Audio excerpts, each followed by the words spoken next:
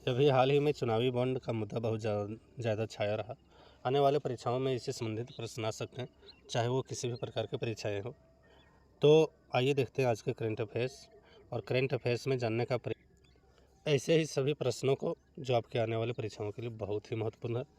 तो स्वागत है आप सबका रामा क्लासेस में। आइए आज 13 अप्रैल 2024 के करंट अफेयर्स को देखते हैं। तो सबसे पहला प्रश्न इसमें है, सी डोम वायु रक्षा प्रणाली जो हाल ही में समाचारों में देखे गए, किस देश द्वारा विकसित की गई? तो सी डोम वायु रक्षा प्रणाली किस देश के द्वारा विकसित किया गया? तो इसका सही आंसर है इजराइल। दूसरा प्रश्न, साइमन हैरिस 9 अप्रैल 2024 को लियो वराडकर के बाद सबसे कम उम्र में कहाँ के प्रधानमंत्री बने? साइमन हैरिस सबसे कम उम्र के प्रधानमंत्री बनने का रिकॉर्ड है किनके बाद? लियो वराडकर के बाद। तो वे कहाँ के प्रधानमंत्री बने हैं? तो इसका सही आंसर है डी नंबर, आयरलैंड। इससे दो प्रश्न हो सकते हैं, साइमन हैरिस कहाँ के प्रधानमंत्री? आयरलैंड के। और वो किनके बाद सबसे कम उम्र के प्रधानमंत्री हैं? तो लियो वराडकर के बाद। आइए देखते हैं तीसरा प्रश्न, ग्लोबल हेपेटाइटिस रिपोर्ट 2024 किसके द्वारा जारी की गई? किस संगठन के द्वारा जारी किया गया? तो WHO के द्वारा जारी किया गया ग्लोबल हेपेटाइटिस रिपोर्ट 2024। हाल ही में भारतीय तटरक्षक बल ने कहाँ जलीय केंद्र का उद्घाटन किया? तो जलीय केंद्र का उद्घाटन कहाँ किया गया भारतीय तटरक्षक बल के द्वारा? तो इसका सही आंसर है सी नंबर, तमिलनाडु में। कहाँ पर किया गया? तमिलनाडु में। भारतीय सेना को किस देश से Igla S man portable air defence system का पहला बैच प्राप्त हुआ है? किस देश से अगला x man portable air defence system Bharat किस सेना को प्राप्त हुआ है? तो सही आंसर है रूस। कहाँ से मिला? ये रूस से मिला हुआ है। हाल ही में कई देश ने रूस से सर्वाधिक तेल आयात किया, मतलब सबसे ज़्यादा तेल रूस से आयात करने वाले देश कौन है? तो डी नंबर, चीन सबसे ज़्यादा तेल कहाँ से आयात किए? रूस से। अगला प्रश्न, हाल ही में कई देश ने जिग नामक एक नई स्वर्ण समर्थित मुद्रा जारी किया है? स्वर्ण समर्थित मुद्रा जारी करने वाले जो कि जिग के नाम से, वो कौन देश है?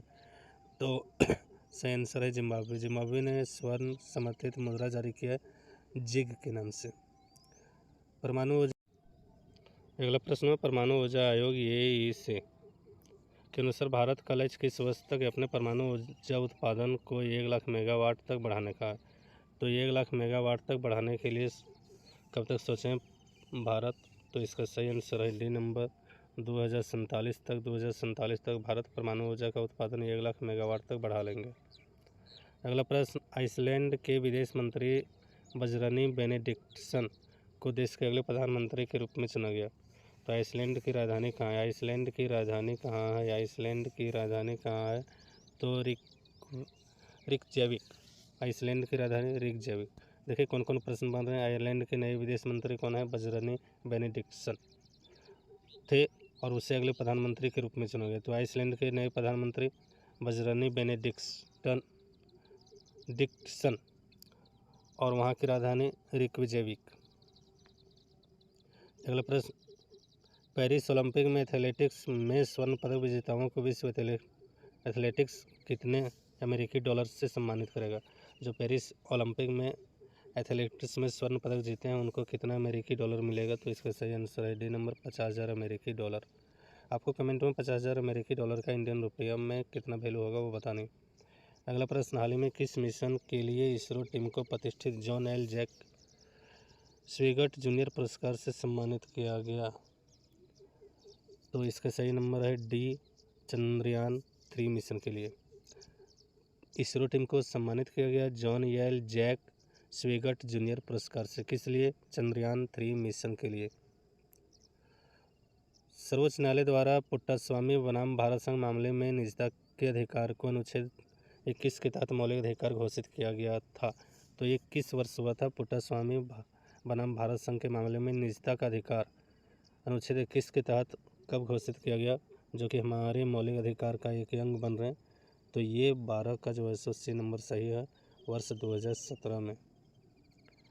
13वां प्रश्न, प्रत्येक वर्ष खाली जगह को मानव अंतरिक्ष उड़ान का अंतर्राष्ट्रीय दिवस मनाया जाता है। मानव अंतरिक्ष उड़ान का अंतर्राष्ट्रीय दिवस कब मनाया जाता है? तो सही आंसर है 12 अप्रैल को। और ये इलेक्टोरल बॉन्ड से संबंधित है। तो आरटीआई के तहत भारत के चुनाव आयोग को दिए चुनावी बॉन्ड के विवरण को उजागर करने से किस बैंक ने इनकार कर दिया था, मतलब किस बैंक ने चुनावी बॉन्ड का विवरण देने से मना किया था? तो इसका सही आंसर है भारतीय स्टेट बैंक। और आज का अंतिम प्रश्न हम देखेंगे, बॉम्बे उच्च न्यायालय के क्षेत्राधिकार किन राज्य या केंद्र शासित प्रदेशों तक विस्तृत है?